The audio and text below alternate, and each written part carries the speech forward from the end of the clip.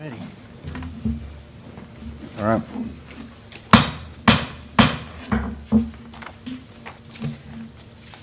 I call this meeting of the Conroe Independent School District Board of Trustees to order. Let the record show that a quorum of members is present, that this meeting has been duly called, and that notice of this meeting has been posted in accordance with Texas Open Meetings Act, Texas Government Code, Chapter 551. The time is 6:01 p.m. Item 1A, invocation and prayer, if you will. Mr. Sanders. All right, if you would please stand if you'd like. Tonight as we pray, we'd like to remember the loss today of our student, the tragic loss. So if you would like, please join me in prayer. Lord God, we come to you at this time of great shock and grief and ask that in your grace that you would shed your peace and comfort to all who are mourning this death that was so sudden and very unexpected. Lighten our darkness, O Lord, and comfort our sorrowed hearts. Pour your peace that passes all understanding into our hearts tonight, that all of our grieving, that we would be comforted in our grieving, and shower us with your assurance of your love on all of us. Lord, we know we're not to grieve as those who have no hope, for our hope and trust is in you. And our eyes are looking to you tonight for strength and encouragement and comfort in this time of great sadness. God of all of us, we thank you for the blessings that we have received. We pray for comfort for those who have lost. And we praise you that you are fully in control of all things. We pray you would protect our students, our teachers, our staff, our administrators, our police, and all other employees of our district and their families. We pray you would keep them safe. We pray for those most vulnerable during this pandemic, and we pray for those caregivers who provide comfort and healing. We trust that you are present with the leaders of our government as they go about their important work. We pray for these men and women that they will use their gifts and talents and intelligence that you have given them to faithfully weigh courses of actions and decisions. Because they are human, Lord, help us to be patient with them as you are patient with us. Help us to be supportive of our leaders, drawing on your strength to unite us instead of dwelling on what divides us. May we always seek the greater good and the well-being of others through our words and our actions. Help us to be continually patient, kind, and loving to our neighbors. May thy will be done here on earth. In your precious and holy name we pray. Amen. Amen. Please join me in our pledges to the American flag. I pledge allegiance to the flag of the United States of America and to the republic for which it stands, one nation, under God, indivisible, with liberty and justice for all. And now to our state of Texas flag. Honor the Texas flag. I pledge allegiance to thee, Texas, one state, under God, one and indivisible. Thank you, Mr. Sanders, for the invocation and pledge of allegiance. Greatly appreciate it. So well done. Because I'm a participant in the next several items on the board agenda, I would turn the meeting over to our first Vice President, Mr. Skeeter Hubert. Thank you, President Williams. The next item on the board's agenda is to canvass the election results and issue certificates of election to the new trustees. I appoint Mr. Kidd and Mr. Husbands to canvass the election results. Two board members constitute a quorum for the purpose of canvassing elections. Mr. Kidd, Mr. Husband, and Carrie will leave the boardroom to canvass the votes. When they return, Mr. Kidd will make the statement. Make sure I win. Here's $100. Make sure Dayton loses.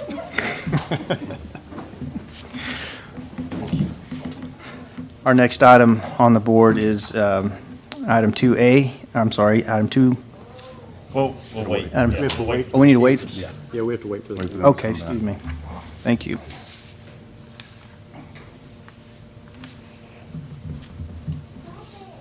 This won't take as long as we've seen over the last couple of weeks, guys, so Yeah, that's what it says. It's December we're gonna button 14th. that up in a minute. Yeah. Guaranteed to return by December 14th. Yeah, we had a little bit better luck on the turnout. No, we're good.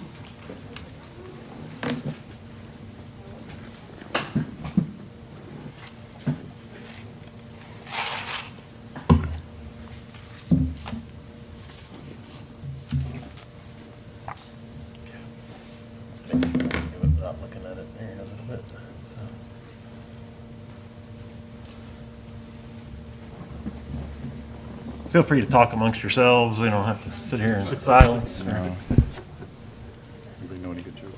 Yeah, not today, unfortunately.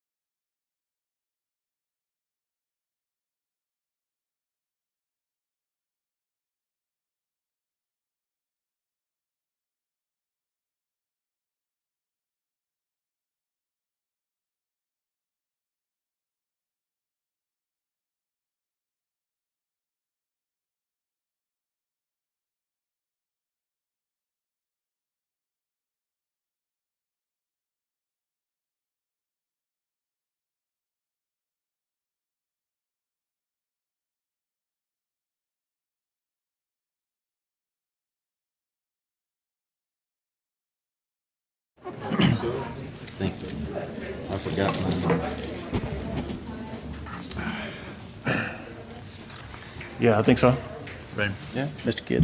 Mr. Husbands and I, as a quorum of the Conroe Independent School District Board of Trustees, for the purpose of canvassing the results of the November 3rd, 2020 Board of Trustees election, declare the results as tabulated by the Montgomery County Elections Administrator to be the final results of the district's trustee election. All right. Thank you, Mr. Kidd. Mr. Husbands, Ms. Godfrey, please cause the minutes of the meeting to reflect that the canvass required by the Texas Election Code has been completed. You good. All right. Our next item of business is award and recognitions. Dr. Knoll. Thank you very much. Our first item is our recognition of our National Merit Scholarship students. For that, we'll turn to our Assistant Superintendent for High Schools, Mr. Greg Colshin. President Williams, members of the board, and Dr. Knoll. The National Merit Scholarship Program is an academic competition for recognition and scholarships that began in 1955. High school students enter the National Merit Program by taking the preliminary SAT, National Merit Scholarship Qualifying Test, a test which serves as an initial screening of approximately 1.5 million entrants. About 50,000 students with the highest PSAT selection index scores will qualify for recognition in the National Merit Scholarship Program. In September of this year, about 16,000 students, or approximately 1/3 of the 50,000 high scores, are notified that they have qualified as semifinalists. To ensure that academically able young people from all over the United States are included in this talent pool, semifinalists are designated on a state representative basis. They're the highest scoring entrants in each state. In February 2021, approximately 15,000 semifinalists will be notified by mail they have been advanced to the finalist level. We're proud to announce that we have 29 National Merit semifinalists in Conroe ISD, and thanks to our communications department, you can see their bright and shining faces that come across your screen.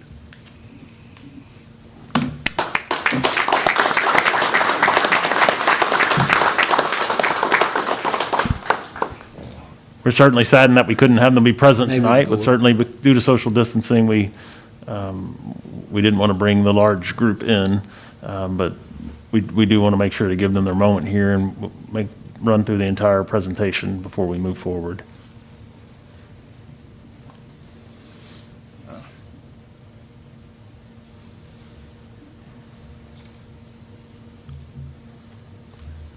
There's none up there with the last name of Hubert. I know that. We all noticed. Yeah. My last name's Wyndham now.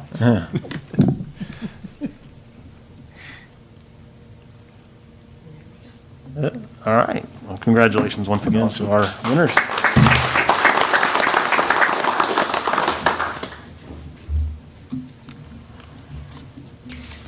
All right. We're going to move on to through our awards and recognitions, and the next two items will be recognition of our board members that are retiring from service on the board. And this is one of those nights, it's bittersweet. We're certainly proud and excited for our future board members that we will swear in tonight, but we say goodbye tonight from the board to two men that have made the significant impact on the school district and our community. Our process here, we're gonna recognize them each one by one and give them an opportunity to address you all in attendance tonight, and certainly those that'll be watching via YouTube, because I can assure you, and I know this, is if we didn't have the social distancing rules that we had in place, this place would be so packed tonight, and I know a lot of people are watching online. They want to be here to say thank you for your service. And at the conclusion of the recognition of our two board members, we will take a recess from this meeting to allow both Mr. Kidd and Mr. Husbands an opportunity just to talk to folks in the audience here before they make their exit this evening. So we're going to start first with Mr. Kidd. Mr. Kidd, I'd ask you if you'd join me up here.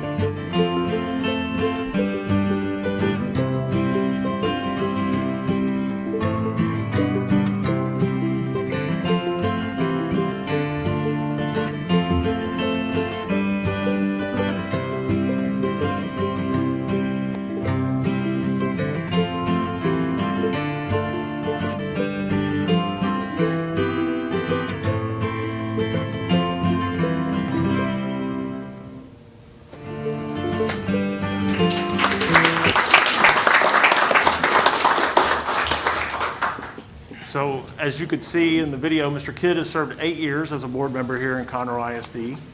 And every board member makes a different impact, right? You begin to pick up personalities, you see what is important, what becomes priorities. There's hallmarks of people's tenures of service.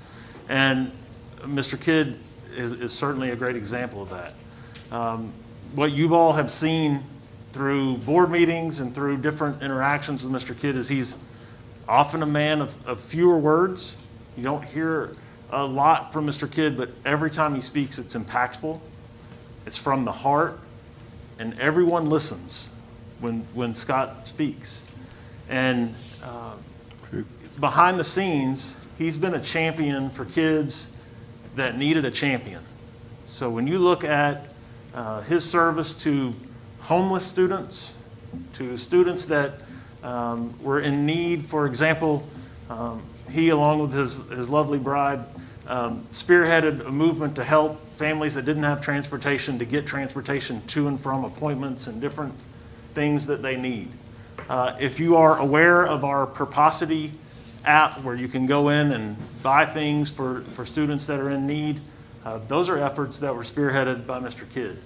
And our staff taking his direction and his leadership and really feeling his heart pushed to make those things happen. But they don't happen without great leaders like Mr. Kidd. And you also see work that he's done with local FCA chapters and Fields of Faith that's really outside of his duty as a board member, but certainly impactful in the life of the school district. And over these 8 years, certainly, I think all of us up here would say we're better men for having worked with you.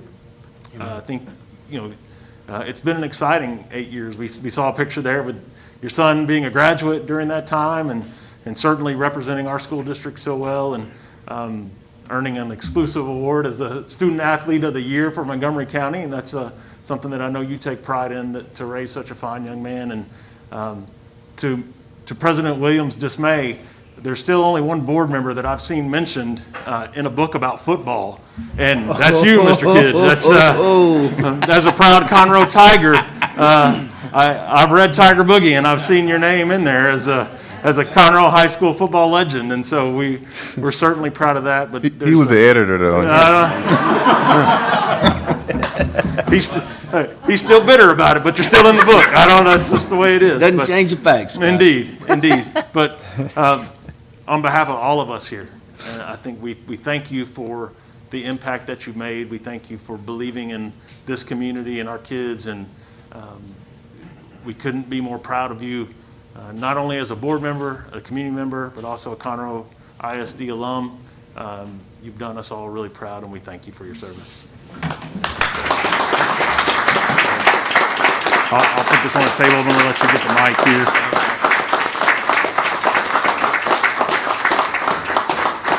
I'll give you this one. Stay my distance, but take. Yeah, I'll get out of your way there. Well, those are extremely kind words and just gracious. So in 1970, walked through the doors of Armstrong Elementary, 2nd through 5th grade, O.A. Reeves, 6th grade, Washington Junior High, 7th grade, Travis, 8th grade, Conroe High, graduated in 1981. And my kids, my daughter, who's a 1st grade teacher up in Plano, and our son, Connor, who is in law school. I mean, we've just been, our family, Shannon's here tonight with me, we've been blessed by Conroe Independent School District. I want to say thank you so much to Don Stockton for his leadership and just support, and Curtis, you have just been outstanding and a tremendous leader through these difficult times, and just thank you for everything that you have done and your friendship. And special thanks to Carrie Gladys back there. Carrie, you are truly a cornerstone of the foundation of success at CISD, and just many thanks to you and for your friendship. To my fellow board members, admire and respect all of you. Every one of you has made me a better person, and I appreciate each and every one of you. When I was elected 8 years ago, unopposed, with President Williams over here, I knew we were getting a good board member when he came along, but I didn't realize that I'd also be getting a good friend. And thanks for your leadership these last 2 years as president as well. And speaking of friends, the only regret I really have is by not getting to know better all of you. We see each other periodically, we see each other at these monthly meetings, but I really truly feel like just hearing y'all, listening to y'all, seeing what you do, I really think we'd be really good friends. And I miss not knowing you better. I miss not knowing your families. But you know, if you ever want to grab a cup of coffee or do anything, I consider all of you my friends, and I admire and respect what you do. It has truly inspired me these last 8 years. My wife Shannon, we've been married 30 years, and she has just been there for me, love and support, and kept me out of trouble these last 8 years, and it's just been wonderful, and I very much appreciate you and love you. And so my last thing I wanted to say is really kind of a challenge and an encouragement. And that is, you know, Shannon and I, we hear from friends and peers, oh, God's out of the public schools. The public schools kicking God out of class. And we always say that you're so wrong, because we've read the case law, and we know the importance of separation of church and state. But I will tell you, in my years of growing up in CISD, of our kids, the moments we cherish with teachers and coaches and officers and staff, we have seen God in the middle of CISD. And so my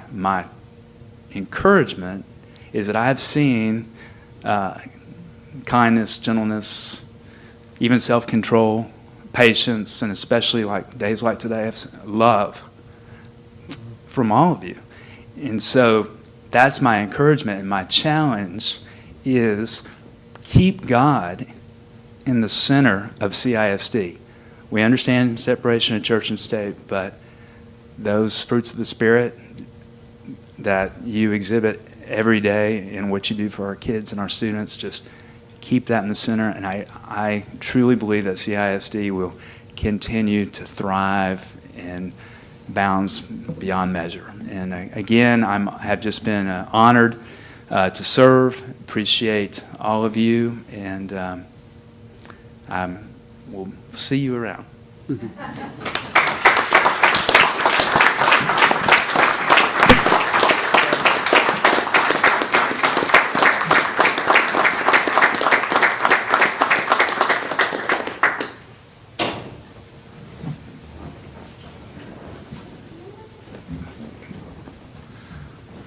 Mr. Husbands, if you would join me.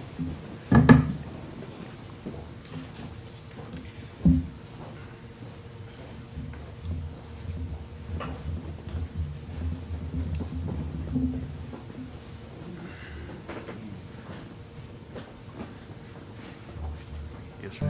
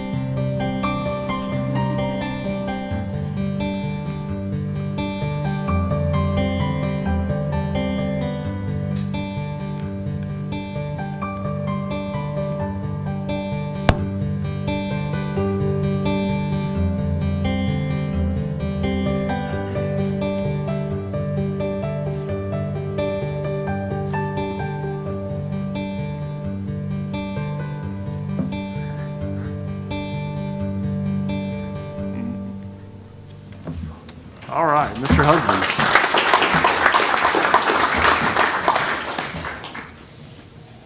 "16 years of service on a school board is truly a generation of students, right?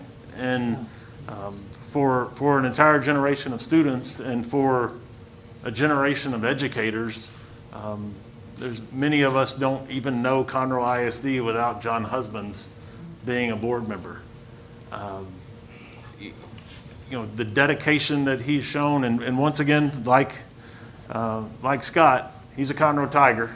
So he's been here a lot longer than just 16 years. This is home and has been for a long time. But there are hallmarks to John's tenure as well. One of the things that I knew every single year was if I didn't get up at about 4 o'clock in the morning on the first day of school and drive faster than I should have legally across this beautiful county, I was never going to make it to as many schools on the first day of school as Mr. Husbands was going to make.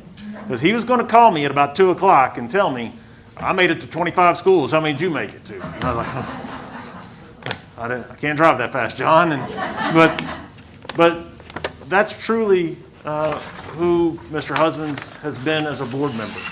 He has been present with our faculty. He's been present with our students. He's been present on campus. And I can go back and speak from my time as a principal. There was a picture in there pictured when I was a junior high principal. And that was in Mr. Husbands', I think, second year as a school board member. So truly my entire administrative career in this school district, Mr. Husbands has been on the school board. And I've known since the day that I was a principal that if you ever needed anything in the world, you could call Mr. Husbands. And I have known and felt my entire administrative career that if I was ever going to be in a fight, I wanted this man with me. But I didn't have to wonder if he would be, ever. Because you always knew And I always know, and I think it'll always be the case moving forward, that Mr. Husbands is going to be there to support everyone in the school district. There was no doubt about that. And I believe one of our first conversations centered around your then 6th grade daughter that was going to be coming to me at Pete Junior High as a 7th grader, yes. And today that young lady is about to graduate with a master's degree. And what a ride that has been to see that. And certainly, right? To see that the growth of your beautiful family and during this time, and that you've served the school district and you've done it so well. You've truly been that champion for all of us. And one of the things, there's always a backstory that you all don't always see. And there are programs that Mr. Husbands has really taken a hold of in his time here and worked with closely. And our CTE programs are some of those programs that he has truly loved and cared about, and it, not about the programs, but about the kids in the programs. And then really in these last few years, it's been fun to watch this, but we have newcomers classes for over at Conroe 9 for kids that have recently come here from out of the country. They don't know our culture, they don't know the language, and many have not been in school. It's a very uncomfortable place to be, and yet somehow Mr. Husbands has become like the class sponsor for that class, where he goes over and he visits that class and he brings them lunch and he brings them breakfast and he goes and talks with them and builds genuine relationships. And that, you all don't ever get a chance to see that on the outside, but we see it on the inside, and I'll tell you, it inspires all of us to want to be more like that and build those relationships that you do. And so we thank you for your years of service, and I'll just tell you personally, for me, appreciate you believing in what we do and believing in me. Thank you. Absolutely.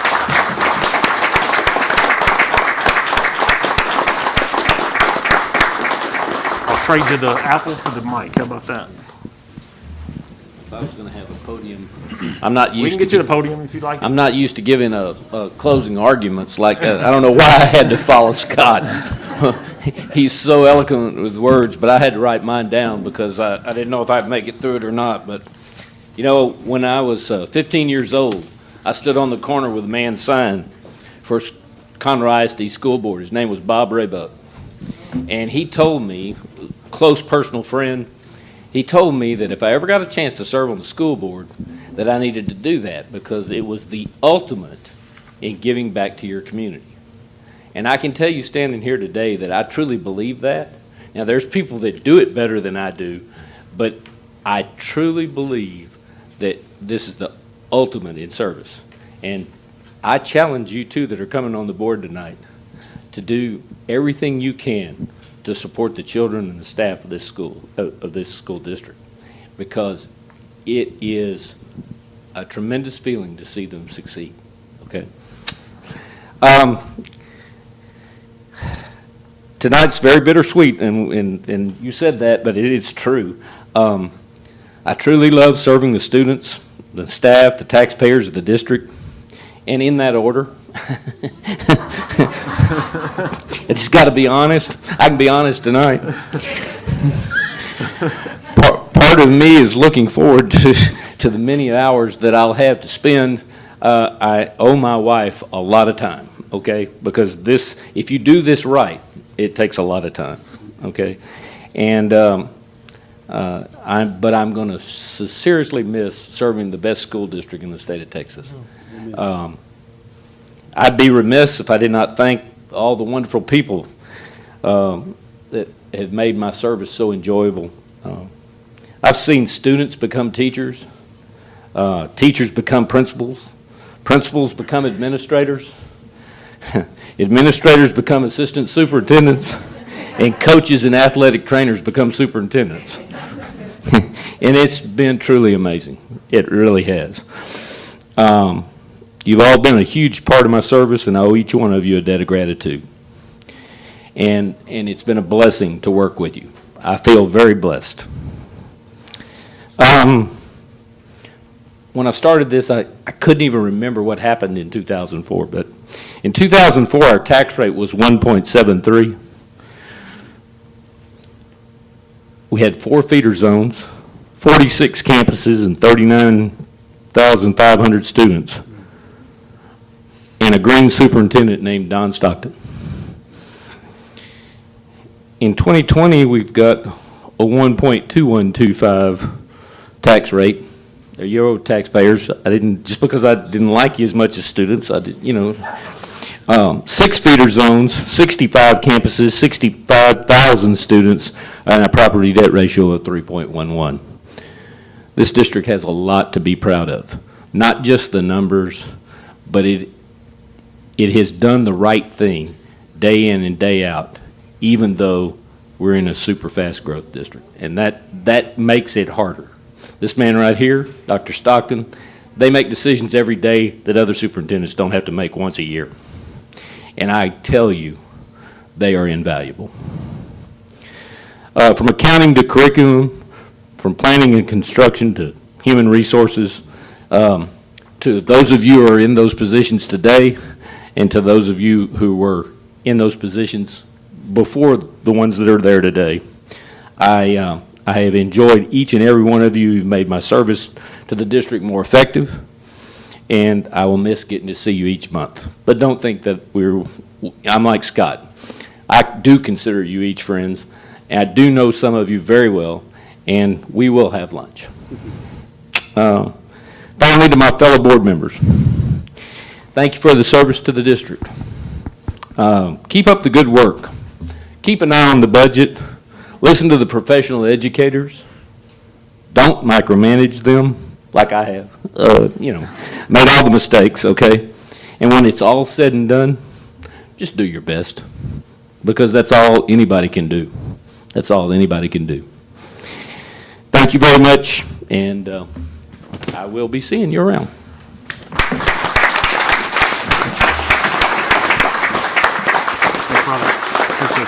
Very much.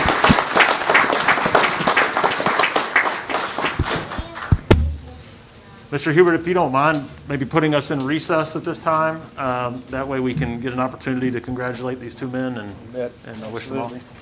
Yes, sir. We will, time is 6:33. We will adjourn for a short recess.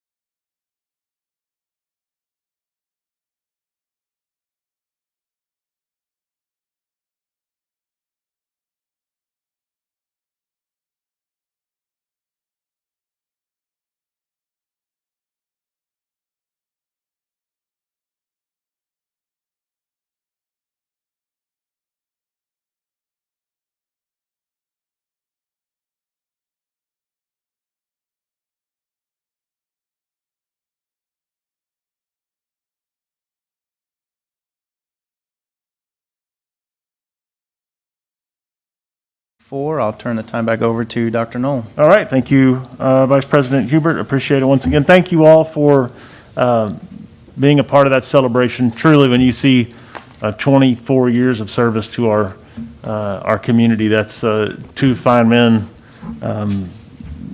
that have served, and we certainly appreciate the chance to celebrate them. And at the same time, we're so excited to begin this new era and have two new people to celebrate. And I can assure you, there are no two people that are rooting harder for our new board members than the two that just walked out the door. And I know that they walk out tonight feeling great about our school district, not only because of the fine staff that we have in place and the wonderful board members that we have already seated, but because they feel such confidence in the two new board members that are going to be filling their seats. And so it is time for us to make that official and move forward. So it is now time for our new trustees to make their statement of elected officer. The Texas Constitution requires an elected officer to file a statement declaring that the officer did not directly or indirectly pay, offer, or promise to pay money or other valuable consideration for votes. The Honorable Judge Jennifer Robin, Judge of the 410 District Court of Montgomery County, will administer the statement of elected officer and swear in our new trustees. Judge Robin's sister is our very own Dr. Jamie Bone. She is our Assistant Director of Human Resources, and we thought it would be just perfect as a Conroe ISD family to ask Dr. Bone to introduce her sister, Judge Robin, for this part of the ceremony. So, Dr. Bone. Thank you. Good evening, President Williams, members of the board, and Dr. Knoll. Like Dr. Knoll said, my name is Jamie Bone. I'm the Assistant Director of Human Resources, and I have the distinct pleasure of introducing to you tonight Judge Jennifer Robin. She's a board-certified attorney who practiced here in Conroe before she was appointed to an associate judge position, and then she ran for and was elected district judge of the 410th District Court, and was recently reelected to her second term this past November election day. She's made Conroe her home for more than 40 years and remains actively engaged in community service organizations that directly impact the lives of Conroe ISD students, including Project Mentor, among others. She reads aloud every year as part of the Conroe ISD Read for a Better Life initiative. And of course, she reads every year to students to help celebrate Dr. Seuss's birthday. She's a product of Conroe ISD. She went to Armstrong Elementary, Reeves Intermediate, Travis Junior High School, and Conroe High School, where she was the Conroe High School Golden Girls major. And her mother was a proud teacher at Hawk Alternative High School. And she has two children of her own who are also students here in Conroe ISD.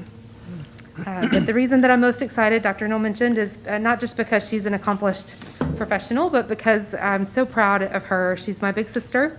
When she stands up, you'll see that she's big and that she's older. Between the two of us, I know who's bigger. But I'm very proud of her, and I spent most of my life, if you have siblings, you probably can relate. I've spent most of my life trying to make sure everybody knows who my big sister is. I'm so proud of her and really excited to get to watch her swear in our new board members tonight. So very proud to introduce to you my big sister, Judge Jennifer Robin. All right.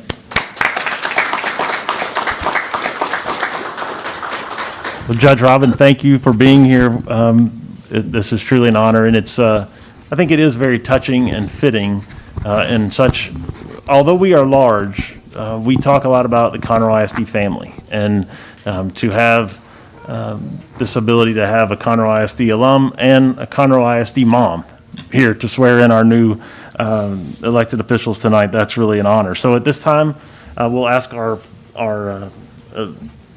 board members to join, our newest and those being sworn back in. There are X's on the floor here, or spots on the floor, if you would take your spot. Judge Robin will administer the statement of elected officer to all new trustees as a group, and then she will administer the oath of office to each trustee separately.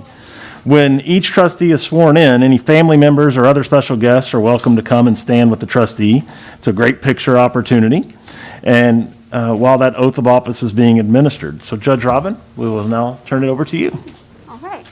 Good evening. Can everybody hear me? I don't know that this is quite working. Can you all hear me? Okay. All right. Good evening. Thank you so much for having me tonight. Thank you, Dr. Knoll and Carrie Galatis for inviting me to be here. It is a very true honor to be able to participate in tonight's ceremony, especially given me growing up in this school district, having children here, my sister working for this school district, our mother as well had worked here. So it's truly an honor to be a part of this. So thank you for that. Also, as a mother, I just want to take a moment to thank Dr. Knoll for your strong leadership during this unprecedented and difficult time. Thank you. I also want to extend that to the entire board, school board, as well as all of our teachers, our administrators, janitors, all of the people that have helped keep our children safe, particularly over the last 9 months. So thank you so much for all of that. All right, and thank you, Dr. Bone, for that very kind introduction. I will be ordering a transcript so that I can have it on hand next time. She's giving me a hard time. So anyway, thank you. I'm so proud of my baby sister. I knew the short jokes were coming, so I wore my high heels. But I am so proud of her. She is so smart and so talented. And she is a true warrior for Conroe ISD. So I am very proud of her. All right, at this time, let's get started. Each of you have a copy of the Statement of Elected Officer. You will sign this document after you have made the statement. I will read the statement and you will repeat after me. At the beginning of the statement, you are to say your name. I will pause and each of you can insert your name at that time. Please raise your hand and be sworn. As a group, please repeat after me. I, and state your name, do solemnly swear that I have not directly or indirectly paid, offered, promised to pay, contributed or promised to contribute any money or thing of value, or promised any public office or employment for the giving or withholding of a vote at the election at which I was elected. At the election at which I was elected, or as a reward to secure my appointment or confirmation, whichever the case may be. So help me God. Congratulations. Each of you, please sign your statement. Yeah, if you'll come up and sign. Do it one at a time. That way we don't have crowding. That'd be perfect. And I'll come in behind you and sign as well. Oh,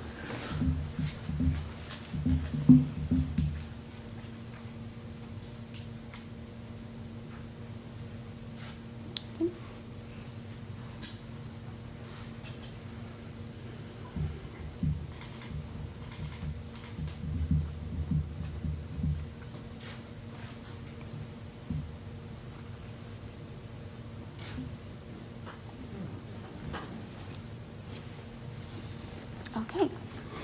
I will now swear each of you in separately by administering the oath of office. You will be sworn in the order of your place on the board. Mr. Williams in position 4 will be first, followed by positions 5, 6, and 7, Ms. Wagaman, Ms. Chase, and Mr. Moore, respectively. Mr. Williams, do you have anyone you want to bring up? Yes, my beautiful wife and my 2 prom snatchers. Come on up.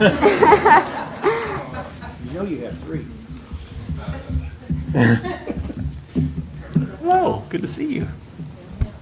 Hey, men, good to see y'all tonight. Okay, Mr. Williams, please raise your right hand and repeat after me.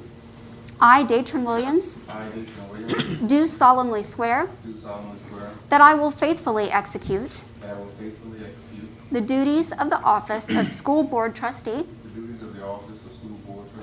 for the Conroe Independent School District of the State of Texas, and will, to the best of my ability, preserve, protect, and defend the Constitution and laws of the United States and of this state. So help me God. Congratulations. If you want, hold on 1 second. If you want to introduce your family real quick. Yeah. The love of my life, my rock. Snap. I'm a beautiful wife for 20 years. This is Maya Williams. My middle son, this is Darren Williams, 13. My baby son, he's 11. This is Dylan Williams. Darren, Dylan, and David can't be with us today. He's studying. Better be doing it. You better be. Beautiful family. Thank you. Yes, we'll sign. Yeah. Oh, I'm sorry. Yeah, yours too. Thank you. And I'll sign after you as the administrator. Thank you.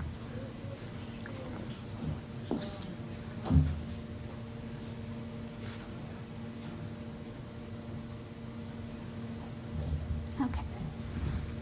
All right. Ms. Wagaman, is there anyone you would like to have stand with you? Come on in.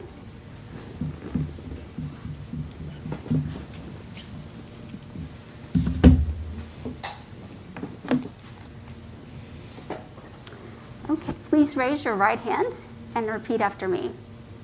I, Teresa Wagaman, do solemnly swear that I will faithfully execute the duties of the office of School Board Trustee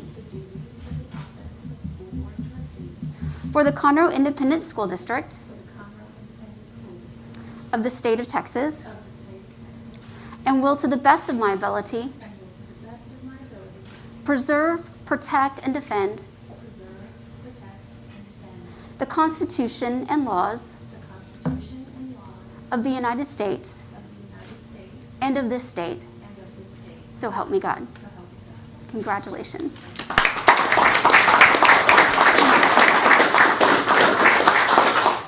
Yeah, let's see. You'll sign this one here. And if you want to introduce your family after you sign. Thank you. This is my spouse Scott of 26 years. My son Nathan, who came home from Texas A&M. To support me, and my lovely daughter Natalie. He's a senior.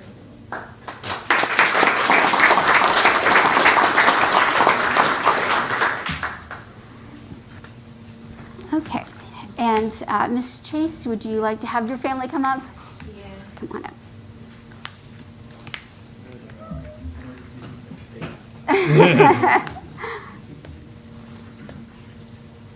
Okay. All right, Ms. Chase, please raise your right hand. I, Stacy Chase, I, Stacy Chase, do solemnly swear do solemnly swear that I will faithfully execute that I will faithfully execute the duties of the office of School Board Trustee the duties of the office of School Board Trustee for the Conroe Independent School District for the Conroe Independent School District of the state of Texas, of the state of Texas, and will, to the best of my ability, and will, to the best of my ability, preserve, protect, and defend preserve, protect, and defend the Constitution and laws of the United States the Constitution and laws of the United States and of this state. and of this state. So help me God. So help me God. Congratulations. Come on up.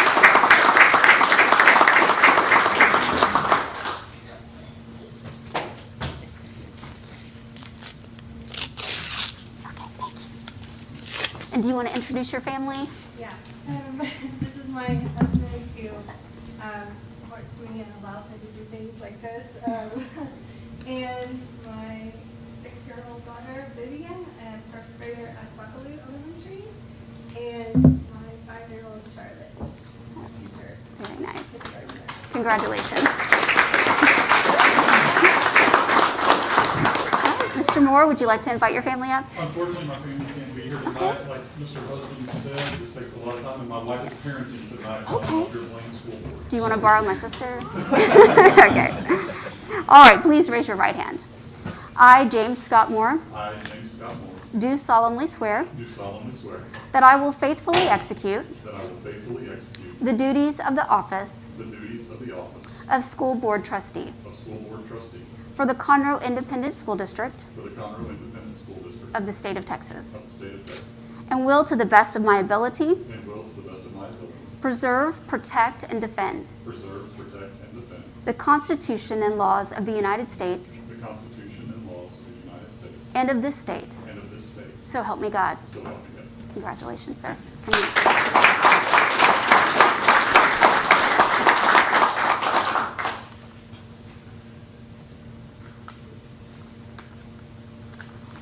Okay.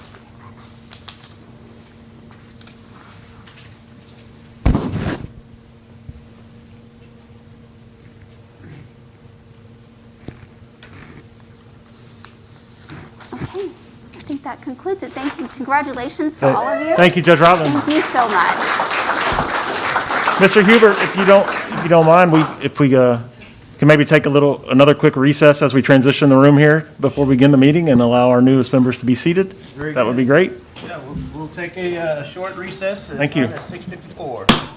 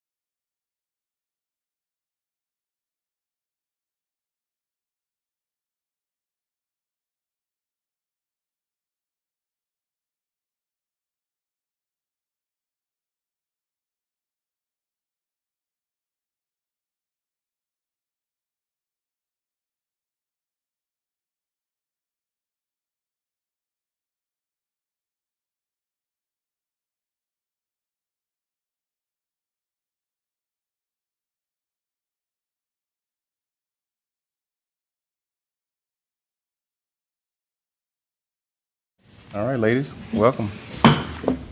We are back in session. The time right now is 6:58 p.m. Let the record reflect. Item 5 is citizen participation. Ms. Godfrey, has anyone signed up to address the board? Okay. The next item on the agenda is public comment from those who registered to address the board in accordance with Board Policy BD. Everyone is reminded that this portion of the meeting is not the appropriate is not the appropriate forum for bringing complaints for which resolution is sought. Before complaints can be submitted to the Board of Trustees as an agenda item, they must be addressed by following the appropriate policies and administrative procedures. Also, please keep in mind that the board has an obligation to protect the confidentiality of information that could personally identify a student. The board cannot permit comments that include students' names or any information that might identify a specific student. This prohibition does not apply if the person speaking is the student's parent or guardian or is over the age of 18 and is speaking about him or herself. If an issue is mentioned that is on tonight's posted agenda, the board would defer its discussion of the issue until the item is reached on the agenda. For any subject that is not on the board's posted agenda, the board cannot deliberate or make a decision, but it can furnish specific factual information or cite existing policy in response to inquiries. Each person is limited to no more than 5 minutes for their participation. This will allow the board to hear from citizens as well as ensure that the board meeting runs efficiently, as there are many important items on the board's agenda that must be considered. Everyone in attendance is reminded to treat all speakers with respect, regardless of whether you agree or disagree with the speaker's message. Any person who does not conduct him or herself accordingly will be asked to leave the meeting or will be escorted from the room. Ms. Godfrey, please call the first person.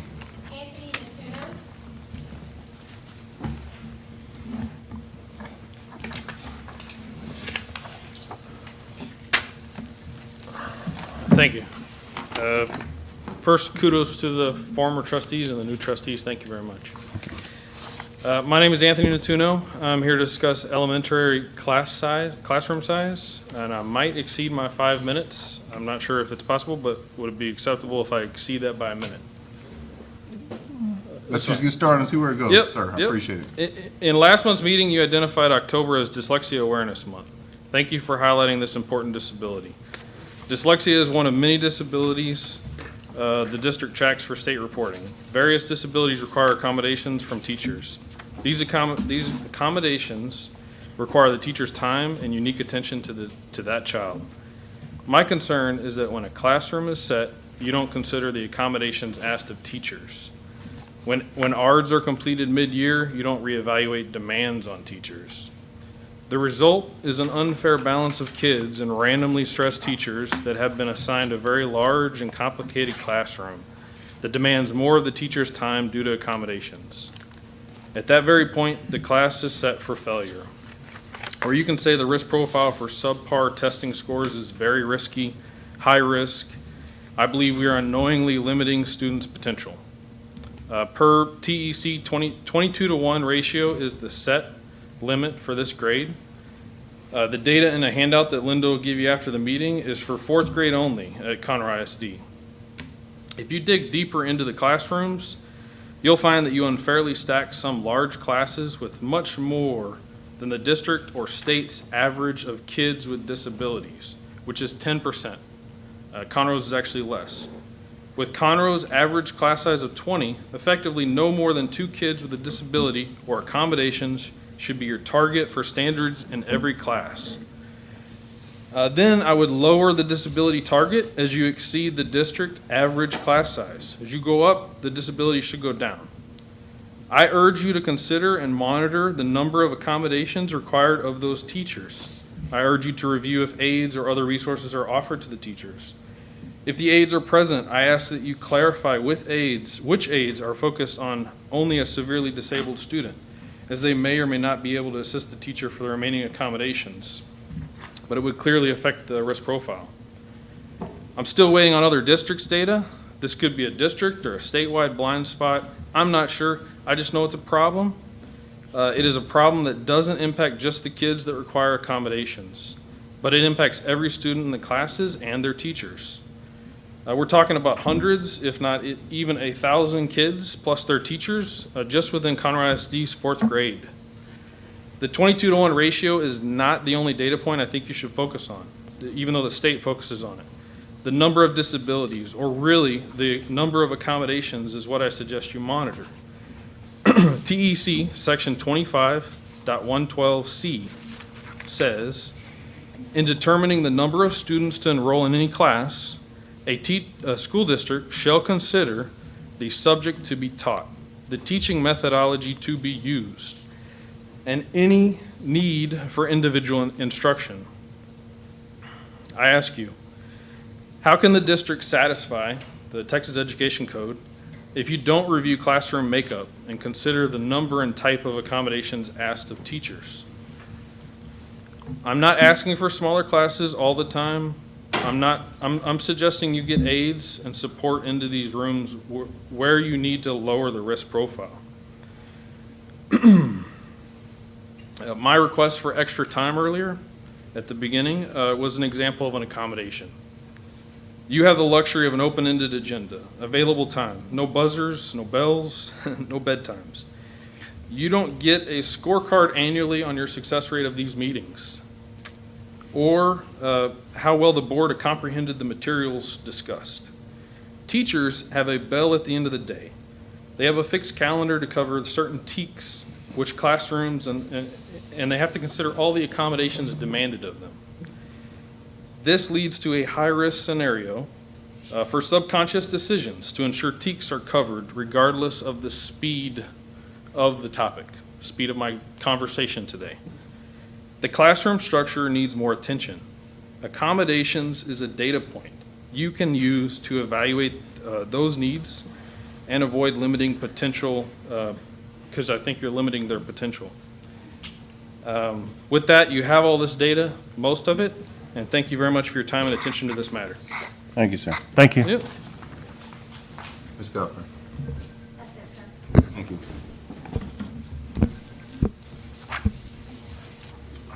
Okay, item 6, Human Resources, Named Director of Career and Technical Education, CTE, Dr. Knoll. Thank you very much, President Williams. As you know, we have many programs throughout our school district that are impactful and life-changing in their nature, and one of the more powerful ones is our career and technical education programs.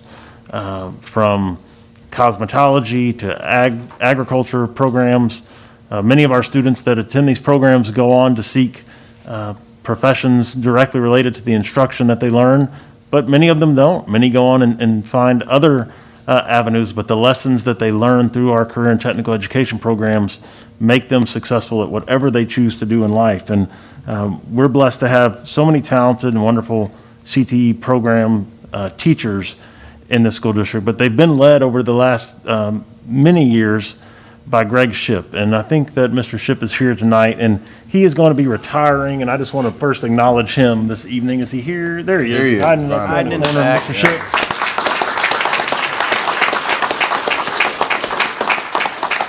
Certainly one of the finest men you'd ever meet, and if you've had the opportunity to visit with him, you would know this, and we thank you for your service. I think we're going to get a chance to celebrate you even more next month as we celebrate the programs, but I did want to acknowledge you this evening. Thank you. And so filling a man like Mr. Shipp's shoes is hard to do. We have to look for someone that is expert in the field, someone that has taught in the field. And one of the other challenges with CTE is that there are a significant amount of grant funds that are associated with CTE. So you not only have to be a great educator and great leader to be a CTE director, but you almost need to be a mathematician to keep track of all the money and accounting that's done. We have been fortunate that we had a great candidate pool, and we've been able to attract great people to want this job, and we were able to reach up to our friends up at Region 6 Service Center and pull one of their experts to come down now. And so instead of serving the, I don't know what it is, 60 or so school districts that are a part of Region 6, she will now have a chance to serve just one. We are the biggest one, so she picked the right one to come to. But we are fortunate that we do have someone that is an expert, and I think she will allow us to continue to advance our programs, bring us new programs, new certifications, and new funding streams, which will be important to allow us to continue that. So tonight I'm proud to make the recommendation for Ms. Tally Stout to be our new CTE director. Okay. Gentlemen, you heard the ladies, gentlemen, I've got to change that term. Yes, you will. Ladies and gents, you've heard the recommendation. Do I have a motion? I move we approve as presented. Second. I have a motion. It's been properly seconded. Any discussion? Hearing none, all in favor? Motion passes unanimously. Congratulations.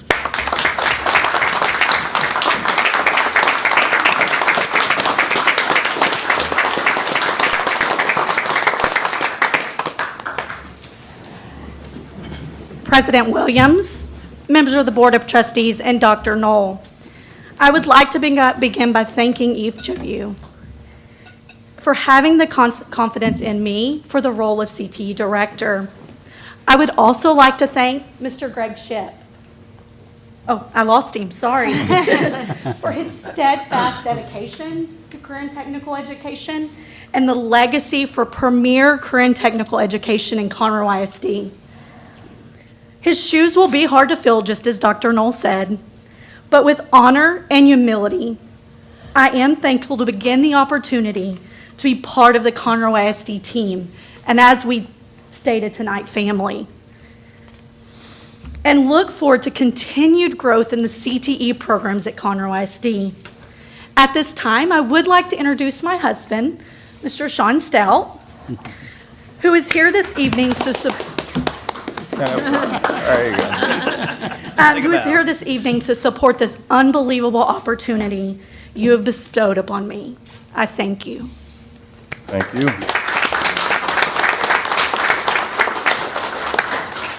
We welcome you to the district. Thank you. Mr. President, real quickly, I know that we're excited to have you, and you do have big shoes to fill. I just wanted to also say something about Mr. Shipp as well. When I first got here, he was, I think, one of my first meetings. He was receiving an award to be acknowledged by the state of Texas for the work that he did, and I want to, if I may speak on behalf of the board, how much we appreciate you, because we know how much these students mean to you, and that not every student has the same path, and that these CTE programs have not just kept kids in school, but kept them trying, gave them opportunities, and many of them gave them employment. And I know that you understood that, and you're an unsung hero for this community and for this school district. So I personally want to say thank you for everything you did, and I wish you well in your next adventure. You're here. I echo that, Greg. Outstanding. Thank you. Item 7, consent agenda. Everyone's received the agenda. I have received no request to remove anything from the agenda. Move approval, consent agenda is presented. I have a motion. Second the motion. It's been properly seconded. Any discussion? All in favor? Motion passes. Outstanding. Item 8, administration. A, receive 2021 through 2022 school calendar information. Dr. Hines? There we go.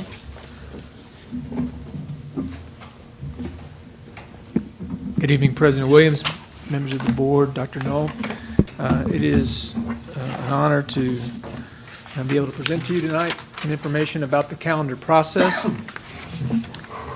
Just to kind of, this is just really for information, but this process really is something that you've delegated to the district level planning and decision-making committee.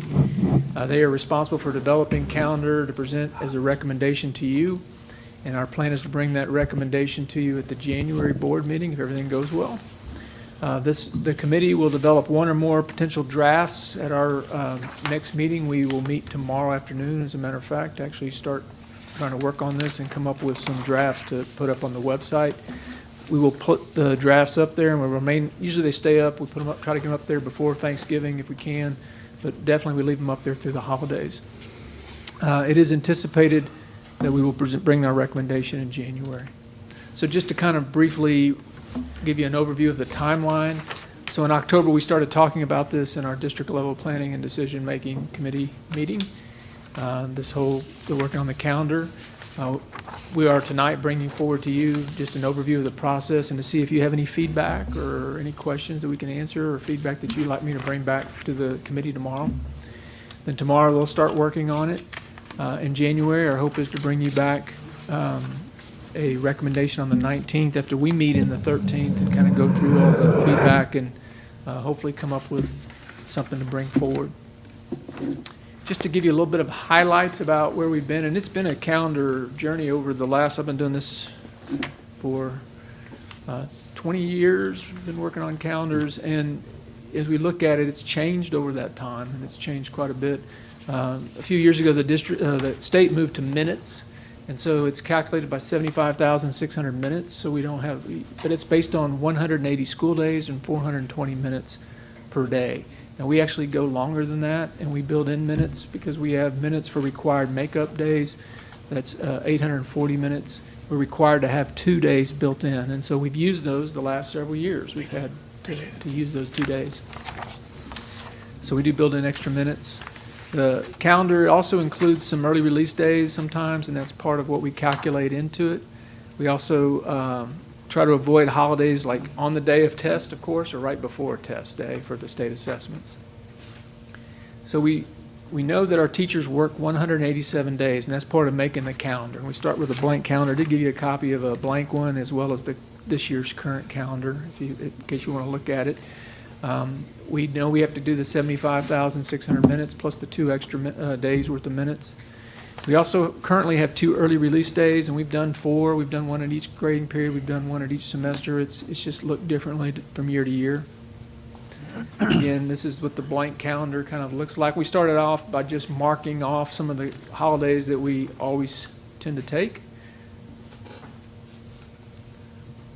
And then we try to apply some of the things that we've learned over the years. We know that our calendar affects families. They really look at it to build their schedules. The county uses it more or less. It drives a lot of the private school and the smaller school district calendars as well. We've generally had some, and I'll share some of the results of 2 years of surveying. So we have tons of data to look at. But we have had positive feedback on starting midweek. But in general, having those short weeks have become an attendance challenge for us, so we are mindful of it. But that first week, everybody seems to rejoice in having a shorter week. The week off at Thanksgiving, we started a few years ago, and that has become very, very popular. And so once we started it, it's been really hard to go back to the Wednesday, Thursday, Friday Thanksgiving week. Also, we get a lot of feedback that people really like having 3 successive weekends in a row at winter break for travel purposes. So we've tried to hold on to that. So when we build in those schedules. Spring break is one that we can move around. We typically have tried to look at Texas A&M, and Lone Star College, and they haven't published yet. Usually in the next month or so, we'll start getting a lot of the university spring breaks for next year. Right now, we know where Baylor is. Lone Star College is the week of the 14th, and so is the University of Houston, and that's, from a calendar perspective, the one that looks most attractive for a spring break, but we'll see what we learn in the next month. I'll mention about balanced semesters. That's another topic that's been one that's come up and stayed with us year after year.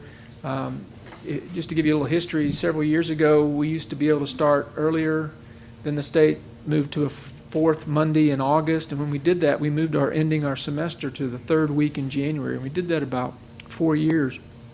And there was a lot of feedback from families about, hey, this is hard on our family because my child's studying for exams and working on projects during the winter break.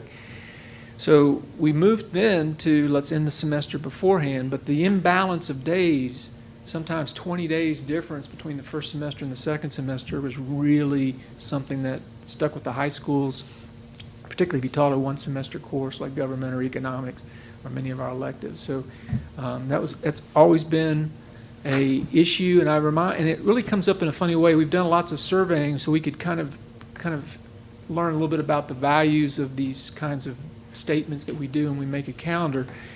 It's not the highest ranked thing. The balance of semester days is not the highest ranked thing that we get feedback on. But for a certain group of people, it is their number one issue. And so we know that for a core group, it is very important to give me some balance in the semester. And that's really our high school people talking to us. So we try to be mindful of that. Dr. Hines, isn't it true, too, though, if we were to carry over the holidays in the semester in January, if those students don't come back in January, they don't get credit for that semester? Correct. And so we've had some of those issues with transitions and people check out and move during the semester. Yes, sir, that's another complication to that as well. So we've liked ending it, and that's when we started the District of Innovation. So this is our 5th year of the District of Innovation. We'll be back in next month to hopefully bring forward a proposal for you to approve for the District of Innovation. But that has allowed us the last 5 years to start school year earlier than the 4th Monday and it's made it easier for us to get closer to that balance. So we're about always within 10 days. We always call it kind of a win in terms of balance. So we know the survey, we did a survey last year, we had almost 4,000 responses. We've had almost 9,500 responses of this year's survey, so we've had really lots of feedback. Again, I've mentioned some of these things already. People like this is what we learned last year. People like starting midweek. They like ending the winter break before the semester. They'd like to begin school later. They'd like it to end earlier. We need soon not go, I think, from some of the surveys. But people like to end. They want to start late and end early. If they had to pick, they'd rather start earlier and end in May. Is what we asked that question before. That full week at Thanksgiving is popular. People really like that holiday in October. When we had the problem with the balance of days, we didn't have a holiday in October. That was just one of the things we took off the table. And when anyway, it goes back to back before we had a full week at Thanksgiving as well. So we also have learned that excluding the first week, short weeks are a challenge. People like the 3 weekends in the winter break. People like the early release days at the end of each 9 weeks if they can get it. And I will say it's another one of those issues that you get mixed feedback. People like it, but there are some folks that it's very inconvenient, and we hear that back. 74% would prefer a February holiday to a staff development day. 80% indicated that they preferred having 4 staff development days at the beginning of the year and 1 day in January. 56% prefer the current number of minutes in instructional days. So that was based on last year's information. And we've learned, now this year's calendar has actually been one that has been generally pretty well received so far, and it's for the pandemic response, it's actually worked out pretty well for us because it has some built-in staff development days throughout the year, which we're going to need kind of as an opportunity to regroup.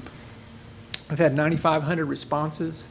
So we've asked one of the questions, how do you like this year's calendar so far? And so almost 70% said they like it. 22.5% were indifferent, and 8.03% didn't like it. Most of our respondents were parents. Employees were the second part. Some of those are both.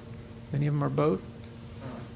We had a question about staff development, and only the staff members who said they were a staff member would see this question. And so it is about, and this just kind of ranks their preference in terms of if they had to say which is most important to them.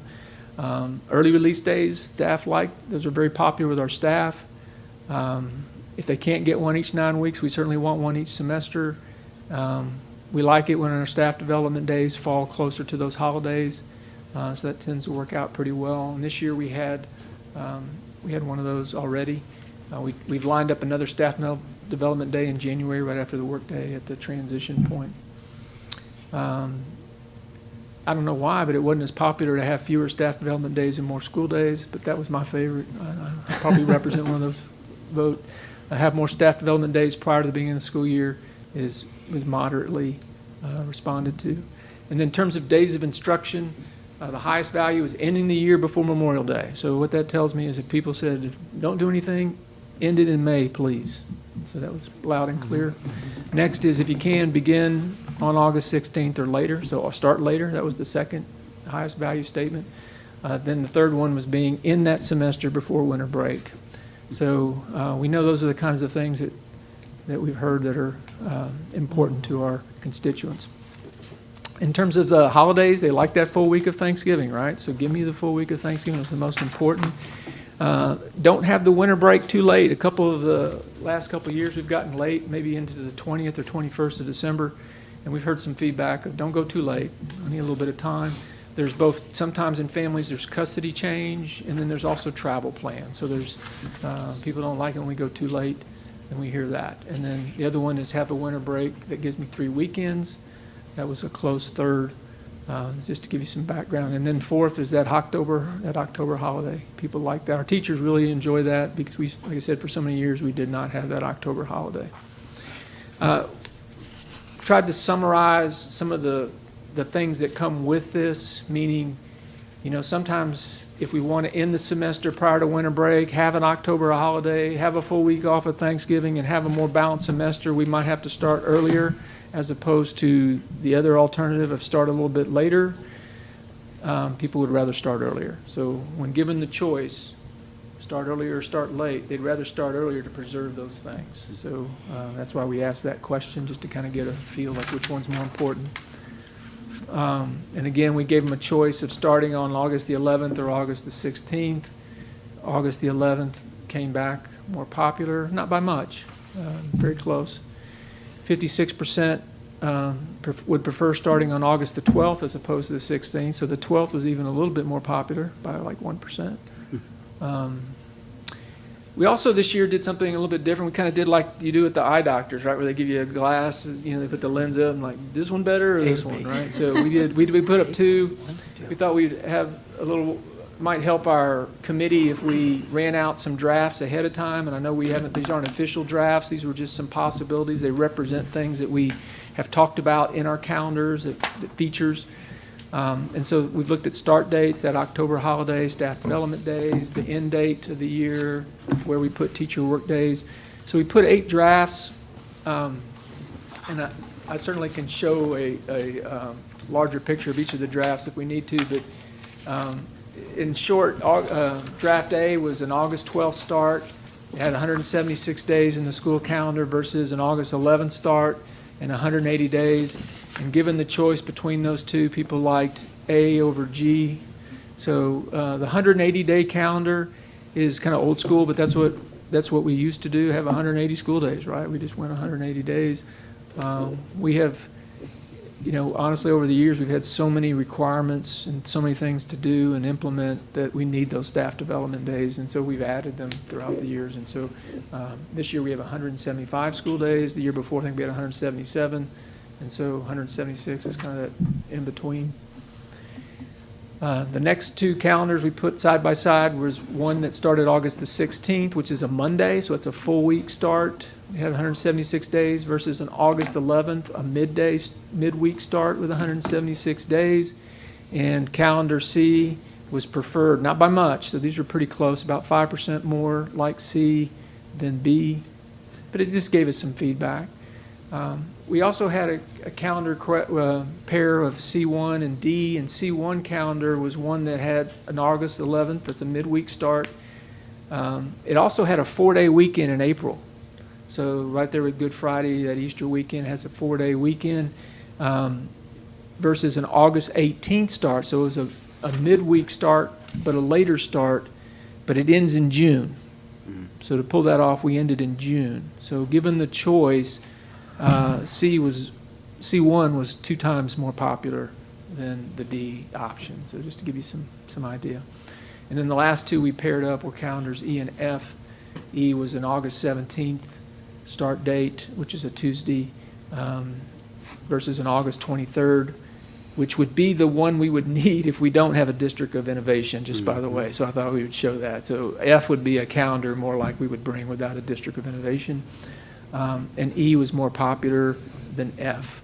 And that has a June date, end date with it. But I did want to show what that might look like.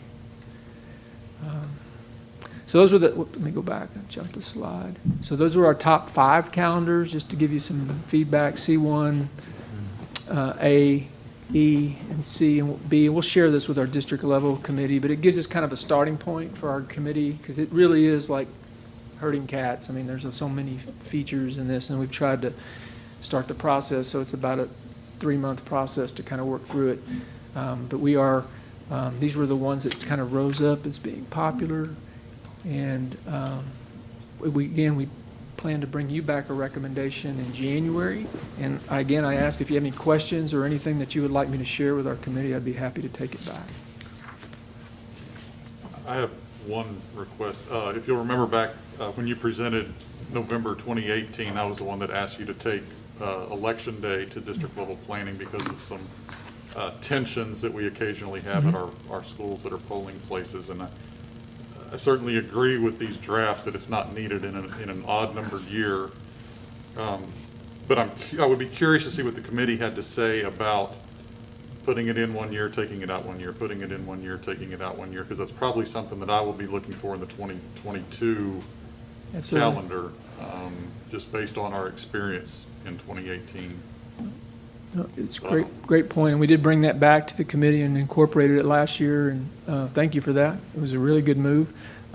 We have talked about it already probably being an even year kind of a practice, and so we have been talking about that. 2 years ago, we ran that staff development day on Veterans Day, just to kind of go back a little bit, which was a different move for us. It was not a Monday or a Friday that particular year, and it was kind of a run through of what it might look like to have what seemed to be a day off in the middle of a week, and it served us well. And I think our committee will talk about it more, but we have discussed it with different calendar options. It's certainly available. It's just one of those questions of, obviously, it is something that families have to work around when it's in the middle of a week. So right now, it hasn't been something that people felt strongly about. I do think people are open to doing it on the years that it needs to be done, and would. And certainly, if that's what you'd like, we'll share that. With it only having happened 2 weeks ago, I don't know if we have enough input yet from community, from teachers about how. I think the feedback we received was very positive on having Election Day off. It was very positive, overwhelmingly. Thank you. Chris, I'd just like to acknowledge too, I think for the last probably 15 years, it's either been Chris or myself that have made the calendars for the district. And this year we brought in Dr. Upshaw to really kind of help us. So I just want to acknowledge Dr. Upshaw's efforts and starting to work on the calendar. Yes. It's quite a process. It is. Dr. Upshaw's been very helpful and making a lot of progress. So if there's nothing else, Thank you, Dr. Hines. Appreciate it, Dr. Hines. Great job as always. All right, item 8B, receive information regarding interlocal agreement between Montgomery County, Texas and Conroe Independent School District regarding expenses related to distant learning and safe reopening of schools. Dr. Noel. All right, thank you, sir. I have the pleasure tonight of presenting this item, so I just wanted to share some information with you all. Feels good to get to share some good news today, and we've talked over and over again throughout this process of the school year being closed and how much we appreciate really living in Montgomery County. There's been so many positives that we've experienced in working with our county officials that we can look to surrounding counties and see that they struggle with. And there's a variety of those. One, it starts with the public health department and the fact that we have direct access to speak to the public health authority, the doctors, on a daily basis, and nothing is done without us being involved in that process. In other counties, that's not the case, and so we're really fortunate to have that. And you look at our partnership with Montgomery County Hospital District and the fact that they have stood up for us testing opportunities to test our employees, which allows us to know if employees are COVID positive or not, and allows us to get employees back to work without being quarantined, and no one else has that set up. I mean, we're so fortunate. And then our Commissioners Court and our county judge have taken a financial approach to help support us as well, which allows us to do our work. So if you would remember back months ago now, TEA had an opportunity for a technology order, and TEA would cover 50% of the cost, and so we felt like we were going to be paying 50% for that order. They came out with an option in that to say if you can get your local county to pay 25% of your remaining bill, we'll waive the final 25%, meaning we would get the technology order for free if we could get the county to work with us. And I will tell you that I had conversations with the county, and it was immediate that they were on board. And so through that process, they allocated $341,500 to us, which allowed us to receive that $1.2 million technology order with no cost to our local taxpayers. And that allowed us to give more technology into the hands of our students during remote learning. Well, just a few weeks ago, the county commissioners were considering what to do with their CARES Act funding. And through conversation, once again, we talked about our needs as a school district And they allocated for all school districts in Montgomery County $40 per student to the school districts, which brought to us about $2.5 million. So a significant investment towards us. And then I'm really pleased to tell you today, and I haven't had a chance to share this with you all today at all, but this morning I attended Commissioner's Court as they were considering once again how they would utilize their CARES Act funding. And I've been in constant conversation with multiple commissioners and the judge over the last month as we've worked through this. And today the Commissioner's Court allocated an additional $260 per student, which is over $16 million to Conroe ISD. So you can clap for that. That's amazing. It's absolutely amazing. So what does that mean for us? Well, it means that we can continue to purchase the PPE, the cleaning supplies that we need to purchase. It allows us to continue with hiring additional staff that's needed, be it in health services or custodial, that allows us to continue to clean our buildings, allows us to do our contact tracing, and significantly, it puts us in a budget position where, as Mr. Rice has shown us in previous budget presentations where we potentially were facing a deficit budget for this year, it goes in and backfills some of those expenses that we've already incurred and puts us in a position next year, not knowing what potential budget impacts of this legislative session will be, to hopefully protect jobs and protect really the solvency of our district moving forward. So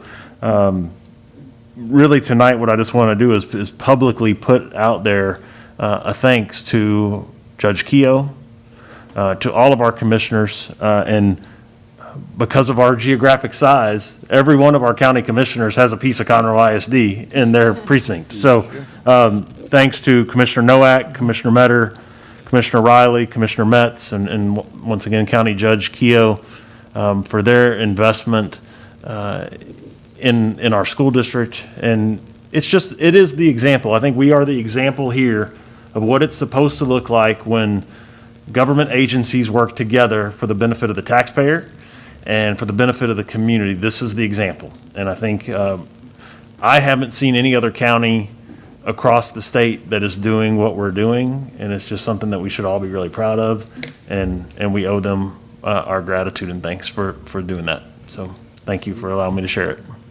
Dr. Noel, I have a couple of Yes, questions please. about that. Just for clarification Yes, sir. purposes, are there any restrictions on the use of those funds? They're not. So the Federal CARES Act funds allows school districts to receive up to $500 per student. That doesn't come with all the typical strings of federal money. So this really is flexible money that allows us to spend it as needed. We're not required to match, or Got it. There's no requirements on our end for that. And are there any reporting requirements back to They're either actually- the federal government or the county And once again, as regarding use of funds? an anomaly here, anything under $500 does not require the giant audit. Mr. Rice, can you verify that for me? Is that correct? You're correct. Okay, thank you. All right. Yes. Thank you. And thank you, the county, Yeah, indeed. for their generosity. Very good. All right, item 9, teaching and learning received 2019 through 2020 SAT and ACT, advanced placement, and high school completion results. All right, Mr. Colson. President Williams, members of the Board of Trustees, and Dr. Knoll. Tonight, we're going to present you with information about our college career and military readiness standards that are such an important part of our accountability program.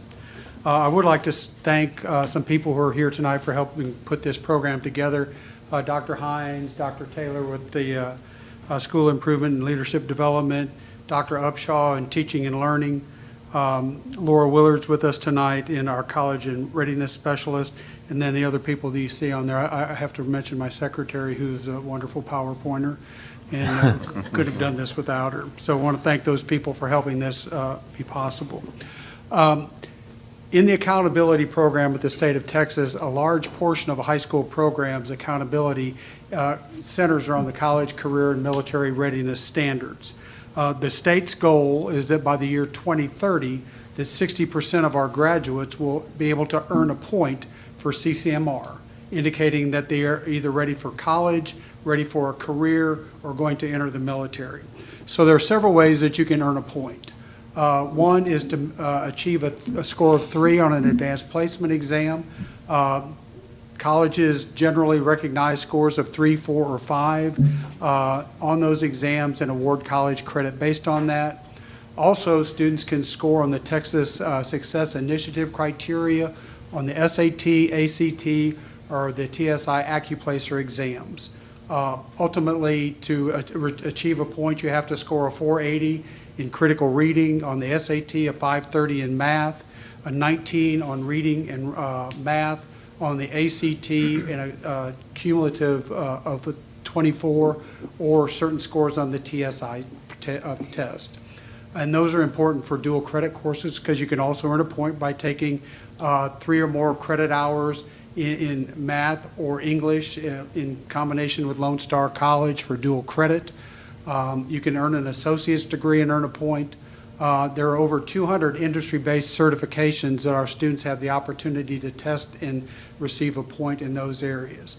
And then finally, well, and students, special education students who complete their IEP, individual education plan, and are deemed workforce ready can earn a point.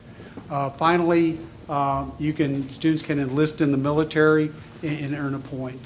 That is there's a new process for that TEA has put out because some people abuse that system. I'm proud to report we did not. We reported accurately the information that was given to us.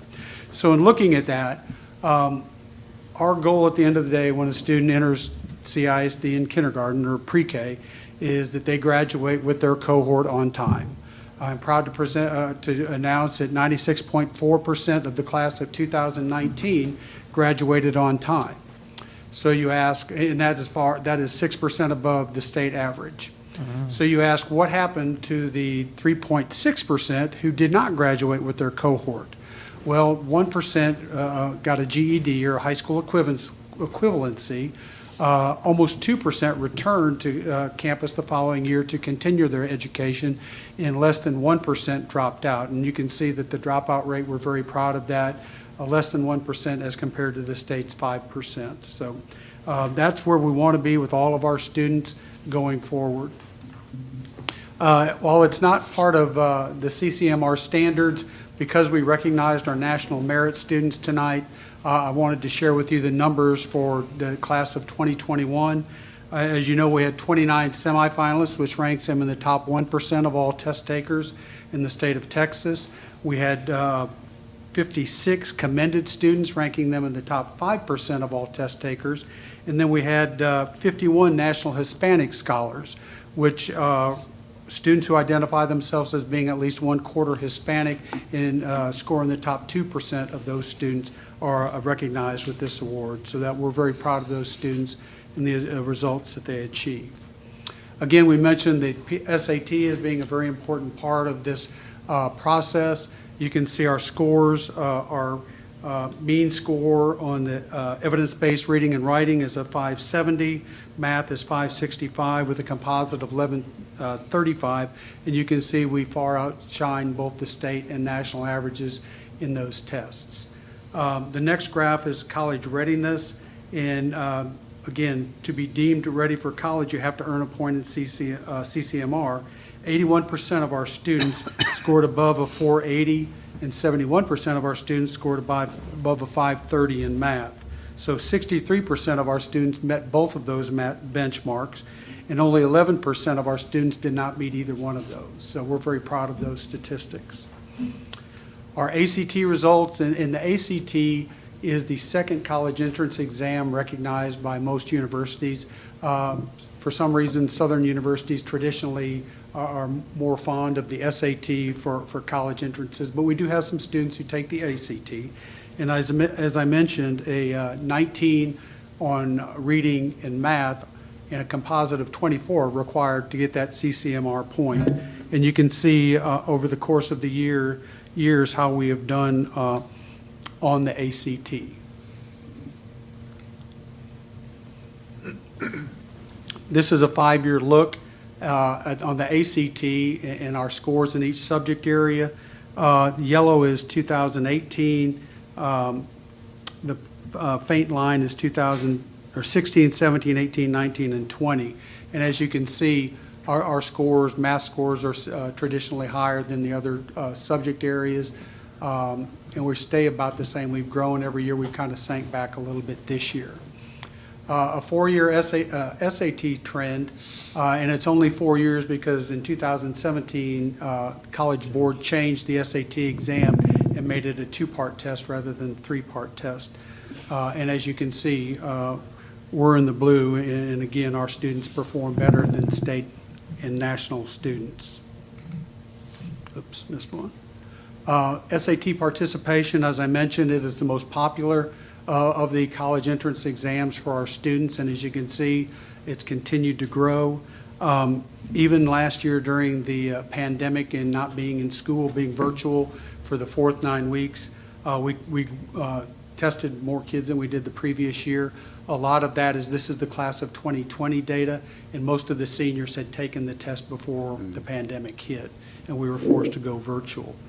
ACT numbers, again, they're not nearly as high as SAT. In the last 2 years have been pretty stagnant as far as participation.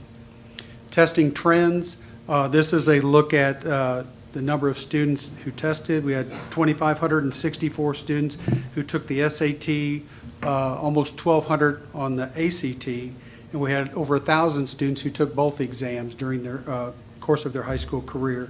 And we had 147 students who took the ACT alone. Mr. Colson? Yes. Does that also include pre-SAT, or is it just? No, this is just SAT, yeah. Advanced placement, again, is another way you can earn a point in CCMR. This is a look at our participation, a number of students in the red, and the number of tests administered in the blue. And again, last year was slightly down because of the pandemic. All the SAT, the AP tests are given in May of each year, and with not being in school for the last 9 weeks, there were some students who didn't feel like they would be prepared to take the exams, and the exams looked different this last year. Traditionally, each subject that you take the AP test in, you sit for a 3 to 4 hour exam in May. Well, this year, all of testing was done virtually. And instead of the 3 or 4 hour test, it ended up being 2 essays to be done in a 45-minute period online. And I know a lot of students didn't feel very comfortable with that. But still, based upon the pandemic and not being in school, being virtual the last 9 weeks, we still had more students take the exams than I anticipated would. What we're really proud of is the percentages of students who made 3 or higher. And this compares the last 5 years, comparing both national and state. And as you can see, we are very comparable to the national averages, far exceed the state averages. We don't have the state averages for the 2020. They just haven't released that yet. This is just a quick look at the top tests taken for AP exams. The largest numbers are in the freshman and sophomore classes. AP Human Geography is a freshman level class. That's most kids, students' first attempt at an AP, and then World History is the sophomore level class. So that's just a look at the most popular courses in our district. Another way we mentioned was dual credit. This last year, we had over 1,100 CISD students take dual credit classes, earning over 17,000 college credit hours for their efforts. The one on the right, I mentioned that if you didn't meet the standards, to be able to take a dual credit, you have to meet college entrance standards. So you either have to have a score on the SAT, the ACT, or the TSI Accuplacer. The chart on the right is the performance of our students who ended up taking the TSI Accuplacer, and we have had over 1,000 students do that. And then the red is who met the standards on the reading, and the blue is the standards on the math, or vice versa. No, it's red, we're right. So that's a look at the Accuplacer. Dual credit programs that we have with Lone Star College. This is the list that our students take on campus. English 1, 1301 and 1302 is freshman level English. My eyes aren't so good. 2332, is that it, Laura? 2332 and 2333 are sophomore level English, government, history. So these are the courses that our students take in combination with Lone Star College, and again, for over 17,000 college credit hours. Another way that students can earn a point on CCMR is through industry-based certifications. There are over 200 opportunities for our students to take certifications. Not all of the certifications that we report are eligible for CCMR, but to each of those students who took those certifications, it was important to them.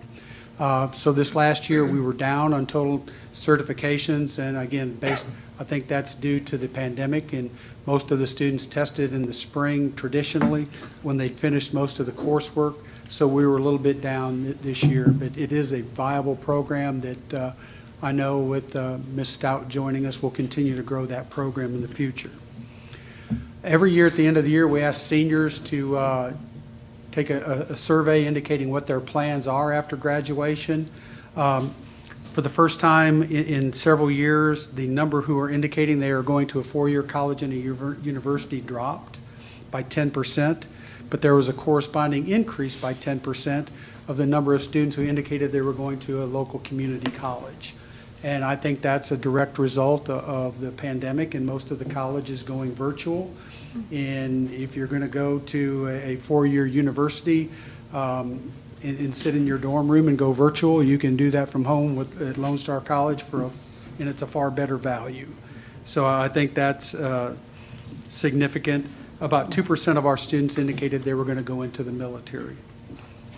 Here's a look at our favorite four-year universities. Texas A&M leads the way, followed by Sam Houston. The University of Texas is third, who only allows 6% of their graduate top 10% to get into their university.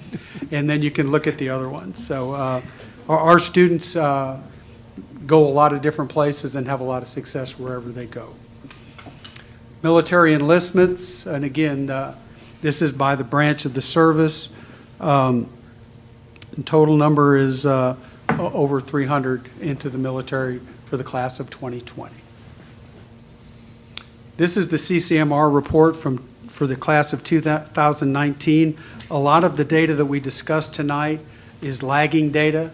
Attendance, we have the following year to recoup until the following fall, where those kids are back in school or have they taken the GED.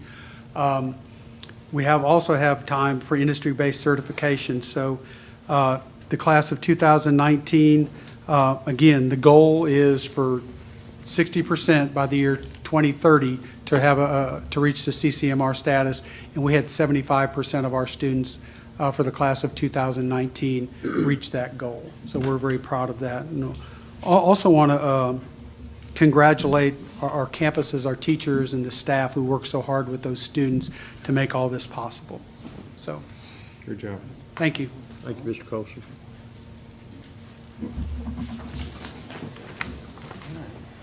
All right, item 10, planning and construction, receive capital improvement update.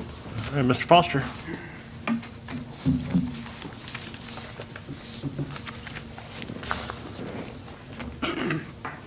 Good evening, President Williams, members of the board, and Dr. Null. It is my pleasure to bring forward an update on our capital improvements we have underway throughout the district. I'm going to start with Flex School number 20, Hope Elementary, which is our new elementary school that's out in the Grangerland feeder zone.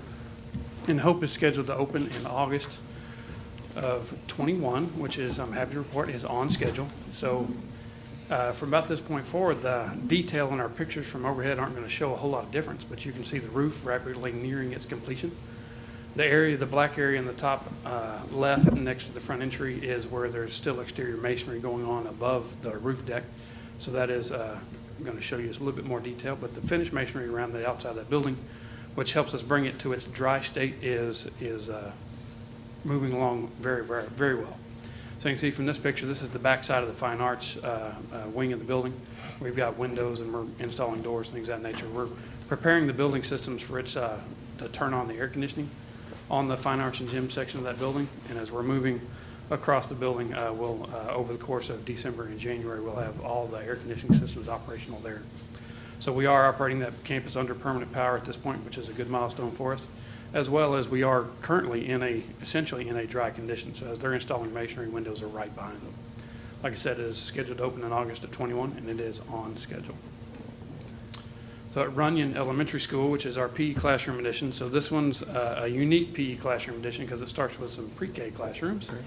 And you see from here on the outside, this is in a dry condition. So on the inside, they're working on the classroom finishes.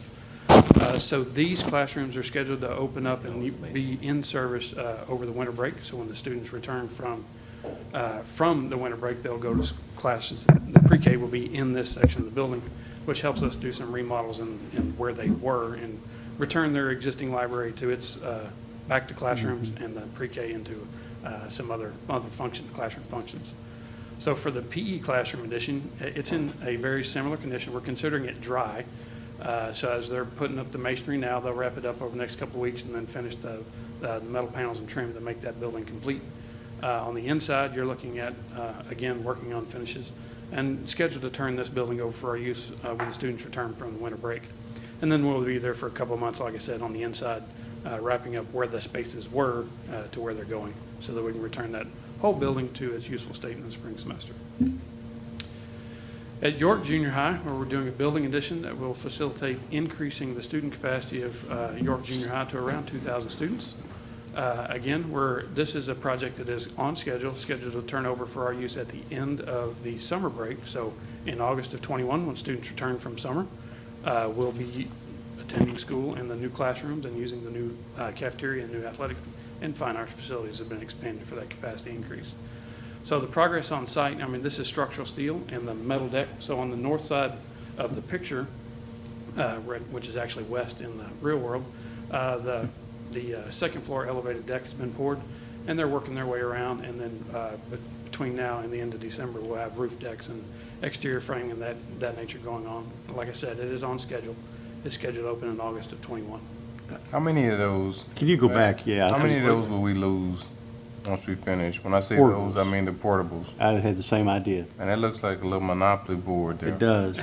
It does. We ought to be trading them for hotels for long. No, you'd be bankrupt. 15 portables there. How many are we going to lose? Now, the total number of portables on that site is a little over 20, if I'm not mistaken. So there are some that you can't actually see that are in the grass areas on the other side of the building between Cox and York. So Dr. Hines can give you some more detail. The prognosis is not good for getting rid of them in the long run, and I think we could drop a few, only bring them back over the next 3 or 4 years. Honestly, so I think we're going to get some relief for a period of time, and then we're going to need them again. Okay. I would assume this was parking, right? Where the portables are currently sitting is parking for portables.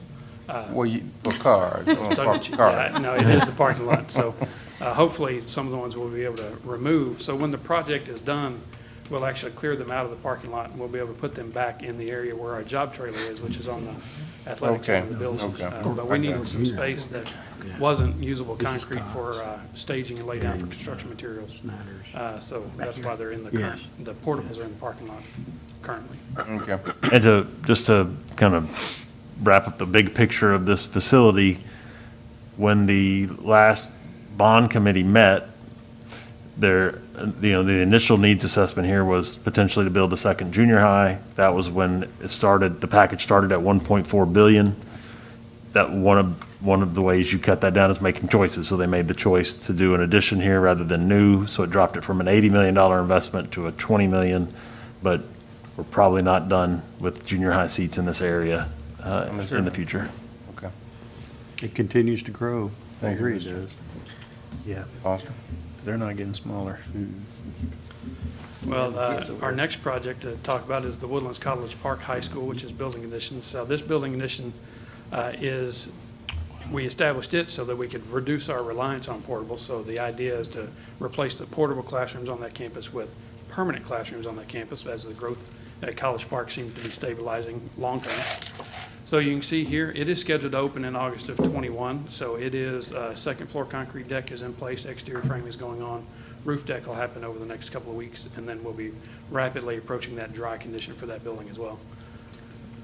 We have a similar project at the Woodlands High School, again, to reduce our reliance on portable classrooms. College Park was a 2-story classroom addition. The Woodlands High School is a 3-story classroom addition.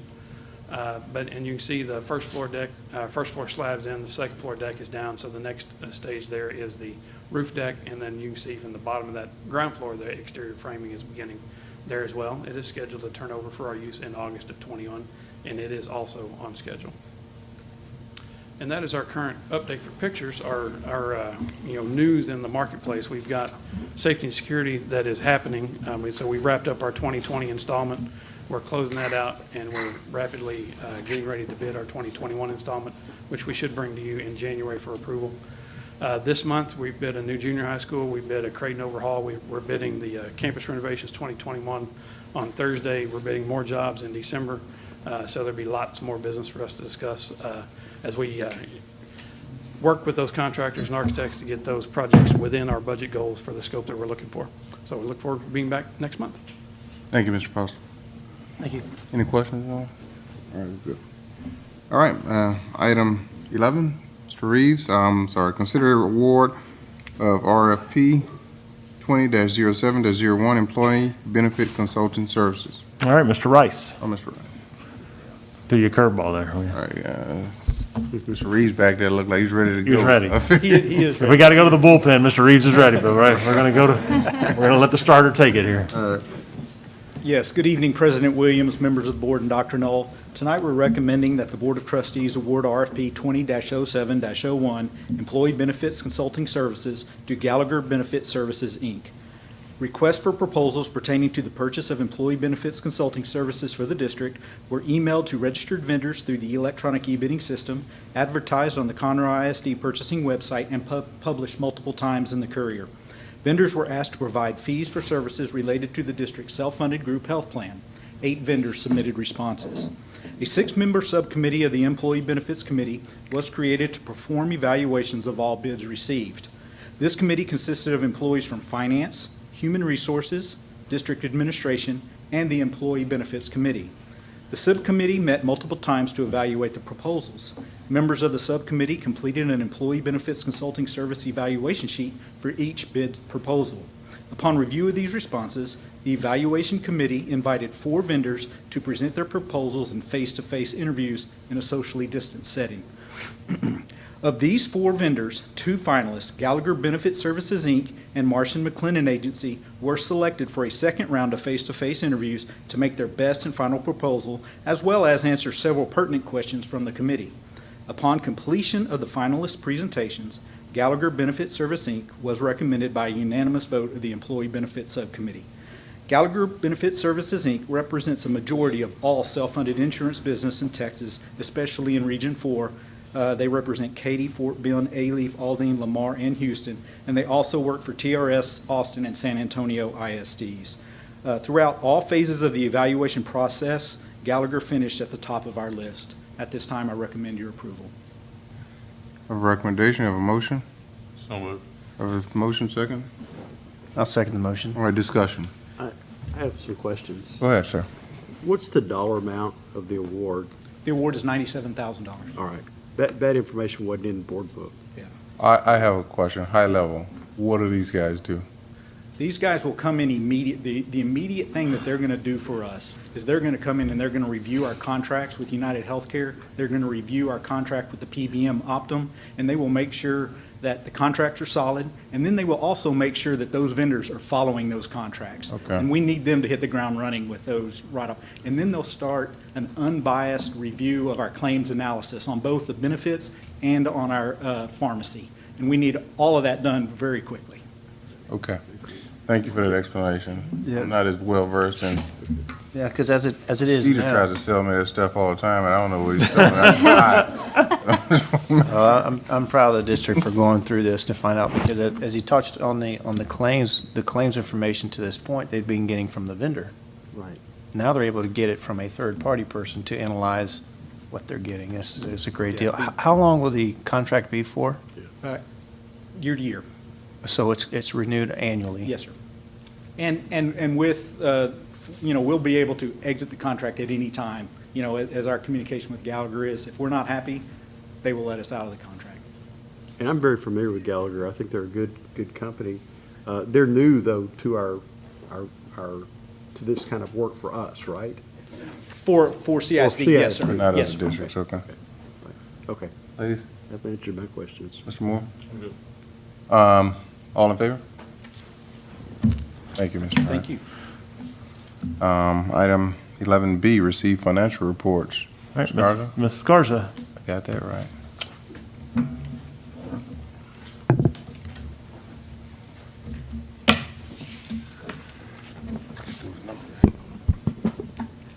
Good evening, President Williams, members of the board, and Dr. Knoll. It is my pleasure this evening to present the financial statements for the month ended October 31st.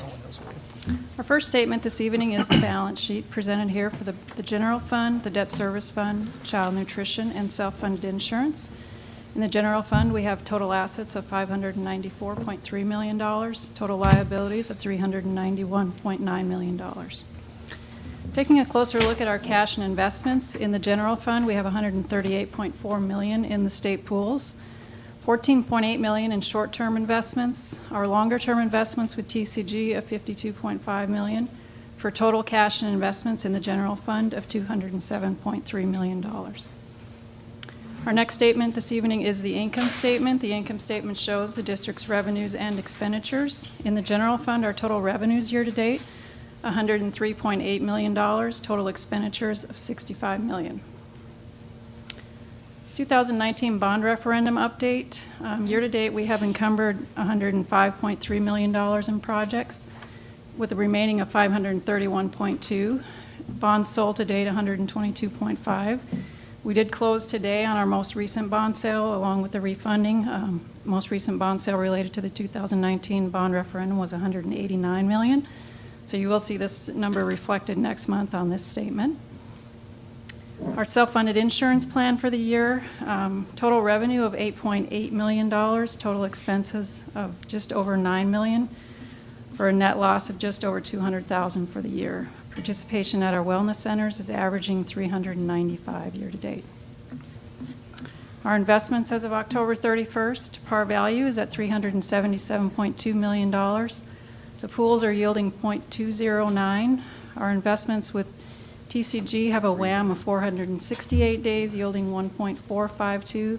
Our overall portfolio is yielding 0.437 with a WAM of 69 days, compared to our benchmark, the 90-day T-bill, which is at 0.09.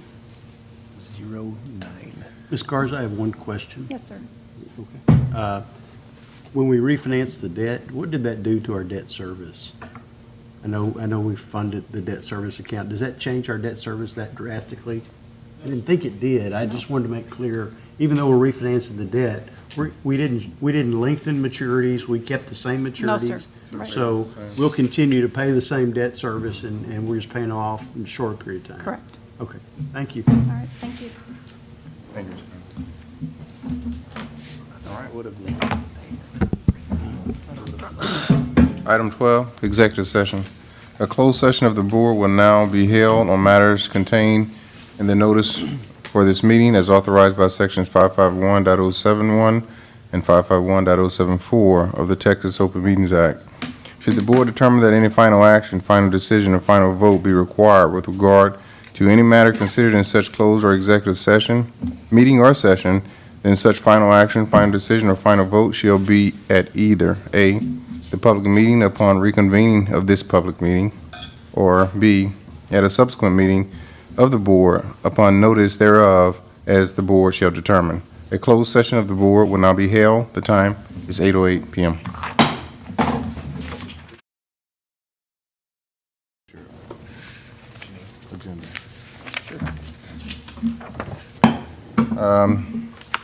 The board is now in open session at 9:11 p.m. The next item on the agenda, 11, oh, we at?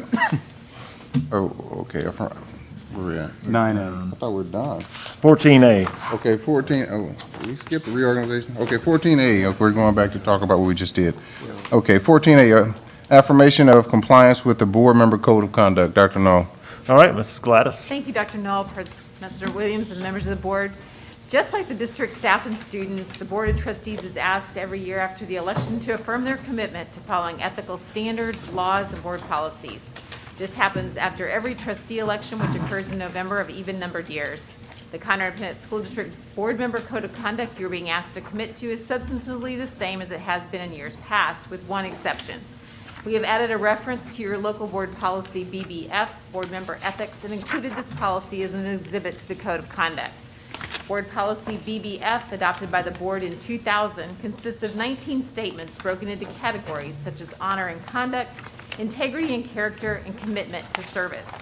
Policy BBF commits board members, among other things, to being fair, just, and impartial in all of their decisions and actions, consistently upholding all applicable laws, rules, policies, and governance procedures, and refusing to surrender judgment to any individual or group at the expense of the district as a whole. At your place is a copy of the Code of Conduct with 2 identical signature pages.